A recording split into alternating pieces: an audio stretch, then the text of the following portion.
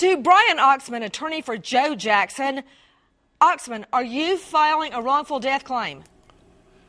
Yes, indeed, Nancy. We most certainly are. And when we hear things like this, Nancy, it is not only heartbreaking, it is enraging. And Nancy, I smell a rat here because we have these kinds of disclosures where we have just terrible conduct involved.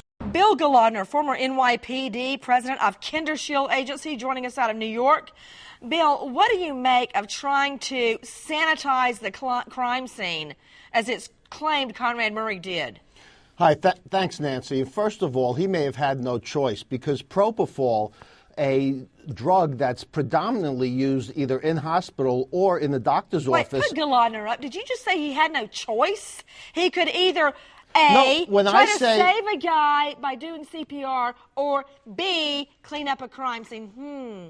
That's a toughie. When I say he had no choice, Nancy, is this guy was guilty. He was guilty of having a drug used in a residence that's never, ever used in a residence. On top of that, he wasn't tending to the patient.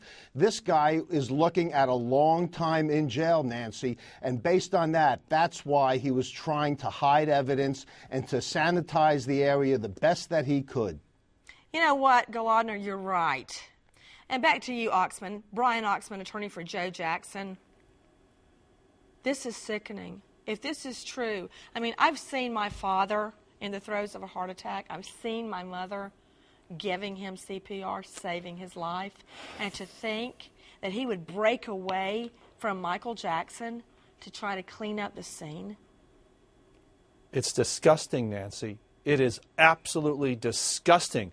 I mean, this man who is a doctor, has changed his stories more times than a snake changes its skin. Right. And we have to go along and listen to this dribble.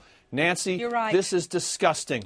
To you, Dr. Leslie Austin, psychotherapist, New York. Dr. Leslie, weigh in. Well, it doesn't bother me that Alvarez changed his statement 2 months later. I'm sure he was terrified at the beginning of being involved in a crime and hiding things. And I think he told the truth later on. So it makes sense to me that he changed his statement.